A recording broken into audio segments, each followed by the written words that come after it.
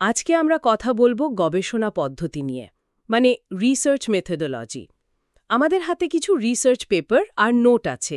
আমরা চেষ্টা করব এগুলোর ভেতরে ঢুকে আসল জিনিসগুলো সহজে বুঝতে। তো প্রথমেই দেখা যাক এই সোর্সগুলোতে গবেষণা বলতে ঠিক কী বোঝানো হচ্ছে। আমার যা মনে হলো এটা একটা সিস্টেম্যাটিক উপায়ে খোঁজা, তাই না? নতুন কিছু জানার জন্য বা পুরানো কিছু যাচাই করার জন্য। হ্যাঁ, একদম ঠিক। সোর্সগুলো তাই বলছে। গবেষণা মানে কিন্তু শুধু এখানে ওখানে তথ্য খোঁজা নয়, এর পেছনে একটা নিয়ম আছে, যুক্তি আছে, আর অবশ্যই মানে যা দেখা যাচ্ছে বা অভিজ্ঞতা হচ্ছে তার ওপর ভিত্তি করে।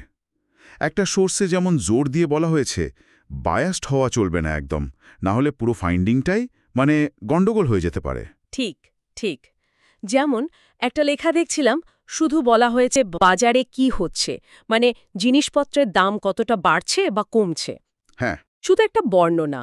আবার অন্য একটা নোটে দেখলাম কেন দাম বাড়ছে সেটার কারণ খোঁজার চেষ্টা হয়েছে। এই যে বর্ণনামূলক আর বিশ্লেষণাত্মক, মানে ডেসক্রিপটিভ আর অ্যানালাইটিক্যাল, এই সোর্সগুলোর হিসেবে এদের মূল তফাৎটা কোথায়? খুব ভালো একটা পয়েন্ট তুলেছেন। দেখুন, বর্ণনামূলক গবেষণা, যেমন ওই বাজারের উদাহরণটা দিলেন, ওটা মূলত একটা ছবি আঁকে, মানে কি ঘটছে, কোথায় ঘটছে, আচ্ছা। ওই পেপারটার মতো শুধু ডেটা সাজিয়ে দেওয়া।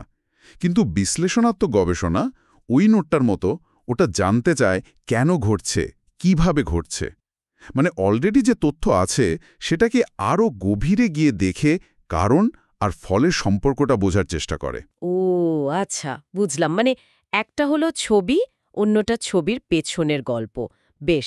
আচ্ছা, আরেকটা ব্যাপার, কিছু সোর্সে দেখলাম খুব নির্দিষ্ট সমস্যা সমাধানের চেষ্টা। যেমন একটা নোটে আছে গ্রামের দিকে সেচের নতুন কি কৌশল নেওয়া যায়। হুম হুম আবার অন্য একটা লেখায় একদম অন্যরকম, মানুষের স্মৃতি কিভাবে কাজ করে। বেশ মৌলিক প্রশ্ন। এই ফলিত বা অ্যাপ্লাইড আর মৌলিক বা ফান্ডামেন্টাল রিসার্চের ব্যাপারটা একটু যদি বলেন। হ্যাঁ, এই উদাহরণ দুটো খুব ভালো দিয়েছেন। দেখুন, ফলিত গবেষণা মানে ওই সেচের কৌশলটা, ওটা সরাসরি একটা প্র্যাকটিক্যাল প্রবলেম সলভ করার জন্য। এর একটা মানে চটজলদি ব্যবহারের দিক থাকে। আমাদের হাতে থাকা যে সোর্সগুলো, ধরুন কোনো পলিসি বা টেকনোলজির ভালো মন্দ দেখছে, ওগুলো এই ঘরানার। রাইট। আর মৌলিক গবেষণা, ওই যে বললেন স্মৃতির কাজ নিয়ে, ওটা করা হয় জ্ঞান বাড়ানোর জন্য বা নতুন কোনো থিওরি তৈরির জন্য। এর হয়তো এখনই কোনো ব্যবহারিক দিক নেই। হ্যাঁ, সেটা ঠিক। কিন্তু ইন্টারেস্টিংলি, এই মৌলিক গবেষণাই কিন্তু পরে গিয়ে অনেক ফলিত গবেষণার ভিত তৈরি করে দেয়। একদম ঠিক বলেছেন।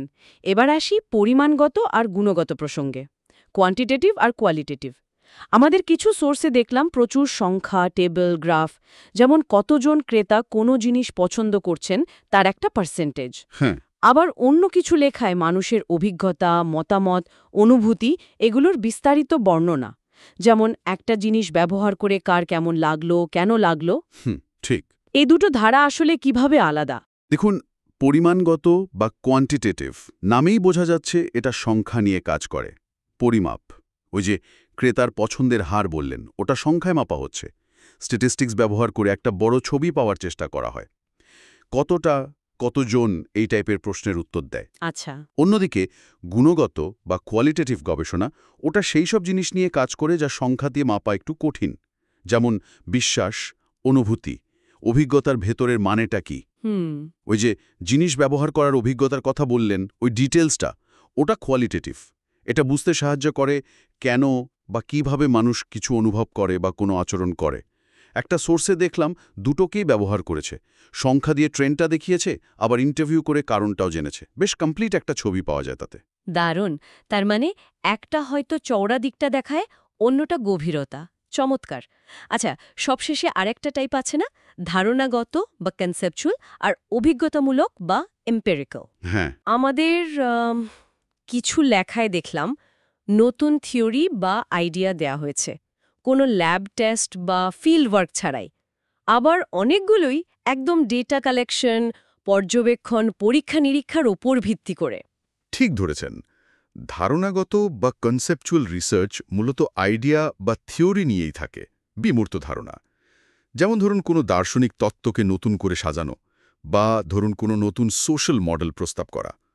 আমাদের কোনো একটা সোর্সে হয়তো এরকম কিছু থাকতে পারে। এখানে যুক্তি, চিন্তা এগুলোই প্রধান। ওকে। আর অভিজ্ঞতামূলক বা এম্পিরিক্যাল রিসার্চ হলো মানে যা বাস্তব অভিজ্ঞতা বা পর্যবেক্ষণ থেকে আসে, হাতে কলমে যাকে বলে।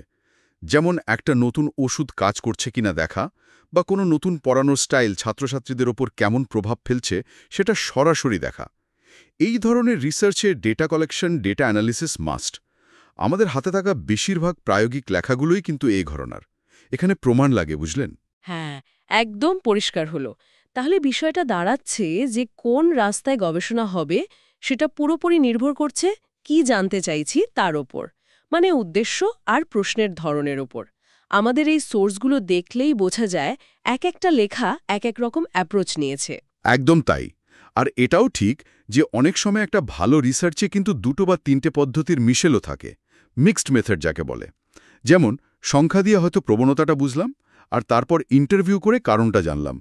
আসল কথা হলো যে প্রশ্নটা করছি তার সবচেয়ে ভালো, সবচেয়ে নির্ভরযোগ্য উত্তর কোন পদ্ধতিতে পাওয়া যাবে সেটাই বেছে নেওয়া। দারুণভাবে পুরো বিষয়টা বোঝা গেল, বিশেষ করে আমাদের এই সোর্সগুলোর মাধ্যমে। আজকের মতো আলোচনাটা এখানেই শেষ করা যাক, কি বলেন? হ্যাঁ, অবশ্যই। তবে শ্রোতাদের জন্য একটা প্রশ্ন রেখে যাই ভাবার জন্য। বলুন। ধরুন, ক্লাইমেট চেঞ্জ বা জলবায়ু পরিবর্তন, এটা তো খুব জটিল, অনেক দিক জড়িত এর সাথে।